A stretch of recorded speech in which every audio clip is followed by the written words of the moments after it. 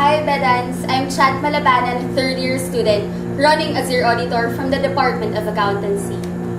Now, Jordan Simon of 2AAC asks, other than the cliche, I want to serve Bedans, what are your other reasons for running that you can't do as a normal student leader? Unang-una po sa lahat, tumakbo po ako dahil naniniwala po ako na ang tunay na serbisyo ay nagmumula sa kagustuhan mong mapaglingkuran ang ibang tao. Naniniwala po ako na bilang inyong tumatakbong auditor na mapaninindigan ko po ang mga responsibilidad na nanararapat o na kailangan kong sundin sa pagiging student council. May gusto ka bang idagdag? Yun lamang po. Maraming salamat. Salamat din.